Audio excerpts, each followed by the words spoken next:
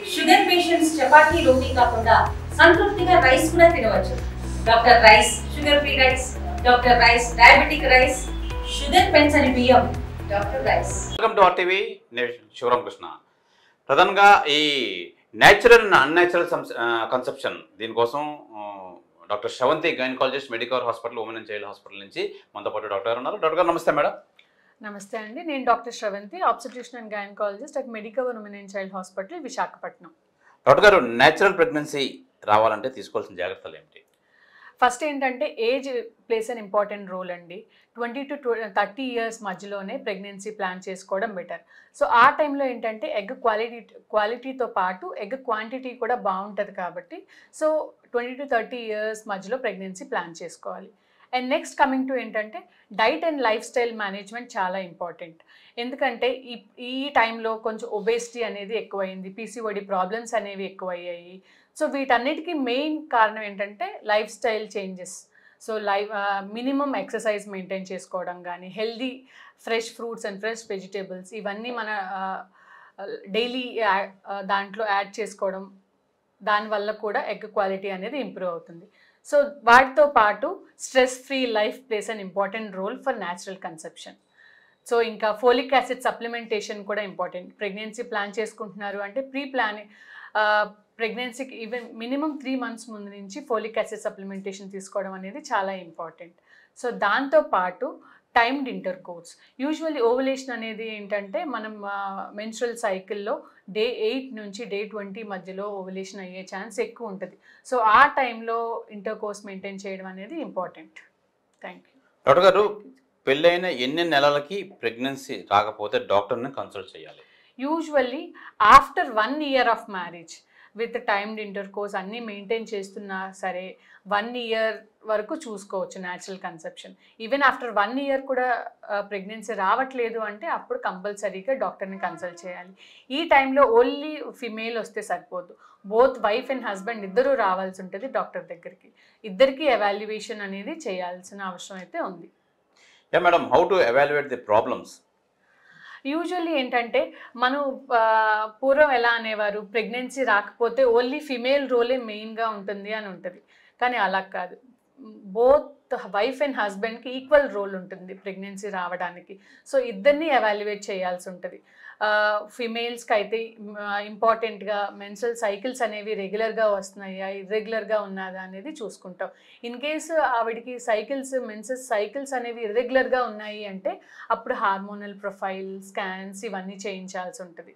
In case ఆవిడకి cycles రెగ్యులర్గా ఉన్నా సరే ప్రెగ్నెన్సీ రావట్లేదు అంటే వాళ్ళలో మెయిన్ ట్యూబ్స్ అనేవి ఇంటాక్ట్గా ఉన్నాయా లేదా, ఫెలోపియన్ ట్యూబ్స్ ఇంటాక్ట్గా ఉన్నాయా లేవా అనే దానికోసం టెస్టులు చేయిస్తాం. అందులో హెచ్ఎస్జి స్కానింగ్ అనేది ఉంటుంది, హిస్ట్రోసాల్పింగోగ్రఫీ అనేది. అదేంటంటే మెన్సెస్ అయిన డే 6 నుంచి డే 10 మధ్యలో ఆ ఎక్స్రే అనేది తీయాల్సి ఉంటుంది అనమాట. సో దాంట్లో మనకి ట్యూబ్స్ అనేవి ఇంటాక్ట్గా ఉన్నాయా లేదా అనేది ఎవాల్యుయేట్ చేస్తాం. సో దీంతో పాటు ఏంటంటే హస్బెండ్కి సిమెన్ అనాలిసిస్ అనేది కూడా చాలా ఇంపార్టెంట్. డాక్టర్ గారు, ఇప్పుడు ఈ మధ్యకాలంలో పెళ్ళయి కొన్ని రోజులకి న్యాచురల్ కన్సెప్షన్ అనేది రాకపోతే ఎక్కువ ఐవీఎఫ్స్ ప్రిఫర్ చేస్తున్నారు. ఈ మధ్యలో ఐవీఎఫ్స్ ఎక్కువైపోయాయి, దానికోసం వివరించండి. ఇప్పుడు ఐవీఎఫ్ అనేది బ్యాడ్ అని కాదు, IVF is a boon for చాలా మందికి, అది పెద్ద వరం లాంటిది. కానీ ఏంటంటే ఇప్పుడు ఐవీఎఫ్స్కి ఎక్కువ మంది ఎందుకు వెళ్ళిపోతున్నారు అంటే డ్యూ టు లేట్ మ్యారేజెస్ వల్ల ఏంటి, egg quality and egg quantity తగ్గిపోతుంది ఫిమేల్స్లో. అండ్ మేల్స్లో ఏంటంటే sperm quantity and sperm quality కూడా తగ్గిపోతూ ఉంటుంది. అంటే లేట్ మ్యారేజెస్ ఎందుకు అవుతున్నాయి, డ్యూ టు ఒకటే కాదు, అంటే స్ట్రెస్ వల్ల కూడా ఇవన్నీ ఫ్యాక్టర్స్ ఉంటాయి. స్ట్రెస్ వల్ల కూడా ఈ ఎగ్ క్వాలిటీస్ ఇవన్నీ తగ్గిపోవడం కానీ, లేకపోతే sperm quantity and sperm count తగ్గిపోవడం కానీ ఇవన్నీ ఉంటాయి. సో వీటిలో డైరెక్ట్గా ఐవీఎఫ్కి వెళ్ళిపోవాల్సిన అవసరం లేదు. ఫస్ట్ నార్మల్గా మెడిసిన్స్ పెడతాము ఎగ్ కౌంట్ అది పెరగడానికి, లేకపోతే స్పర్మ్ కౌంట్ పెరగడానికి. ఇవన్నీ చేస్తున్నా సరే, ట్రీట్మెంట్ తీసుకున్నా సరే ప్రెగ్నెన్సీ రావట్లేదు అంటే అప్పుడు ఐవీఎఫ్కి వెళ్ళాల్సి ఉంటుంది.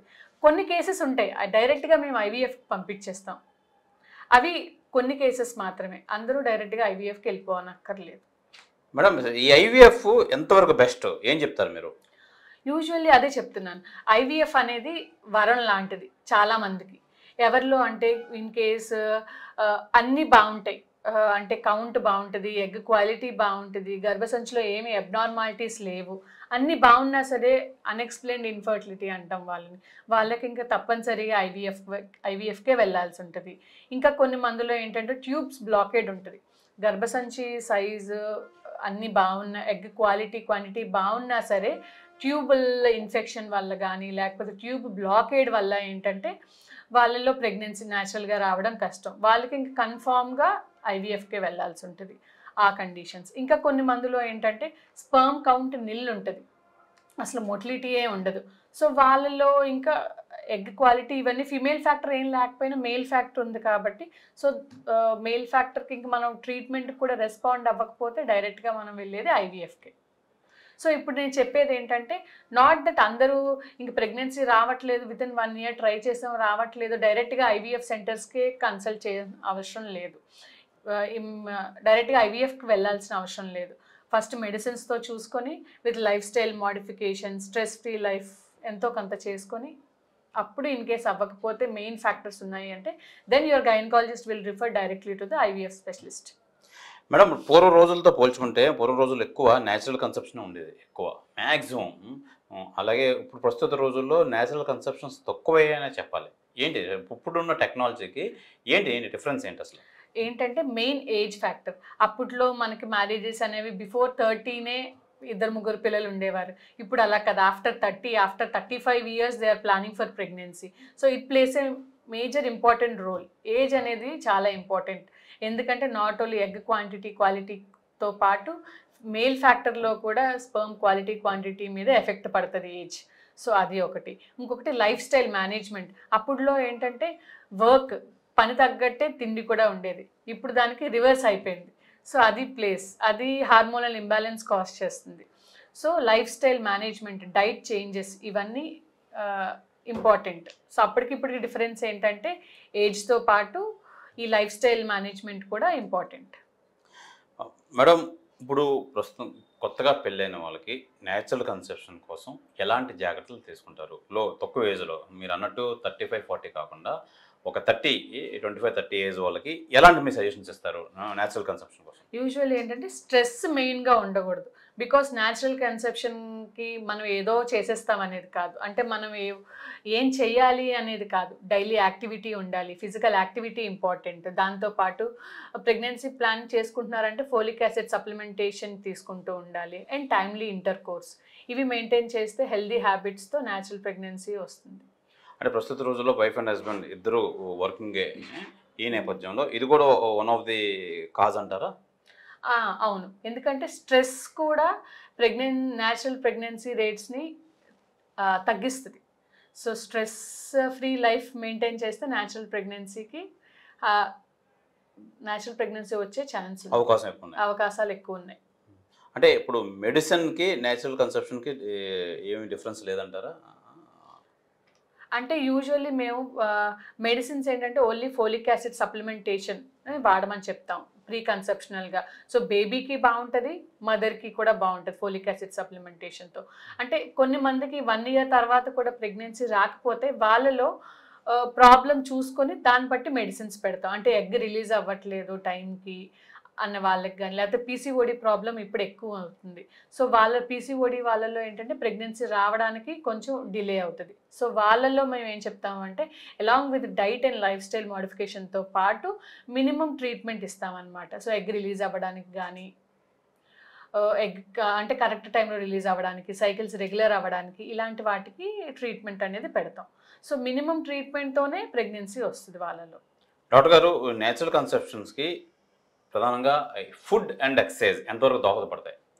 ఫుడ్ అండ్ ఎక్సర్సైజ్ మాత్రం 100% అని కాదుగా 90% వాళ్ళలో ఉపయోగం ఉంటుంది. Food changes and lifestyle modification అంటే ఎక్సర్సైజెస్తో కానీ పెట్టుకుంటే, ఇవన్నీ డైలీ యాక్టివిటీస్గా మనం పెట్టుకుంటే న్యాచురల్ కన్సెప్షన్ వచ్చే ఛాన్స్ ఉంది. ప్రస్తుత రోజుల్లో మేల్ ఆర్ ఫీమేల్ ఇద్దరికి హ్యాబిచువల్ యాక్షన్స్ ఎక్కువయ్యాయి.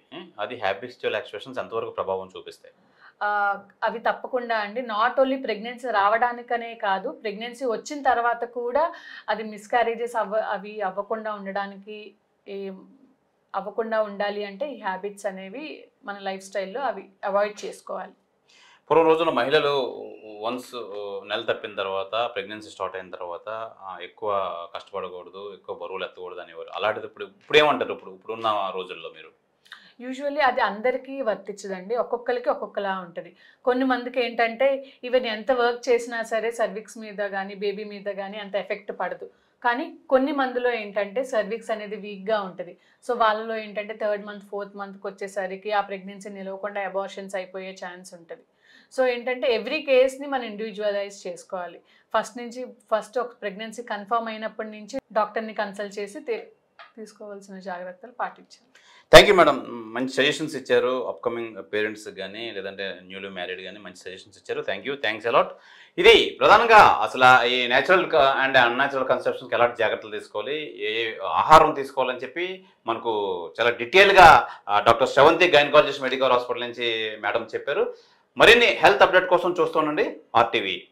కెమెరామెన్ మూర్తితో శివరామకృష్ణ, ఆర్టీవీ, విశాఖపట్నం నుంచి. ఇండియా పాకిస్తాన్ తాజా అప్డేట్స్ కోసం డౌన్లోడ్ చేసుకోండి RTV లైవ్ యాప్.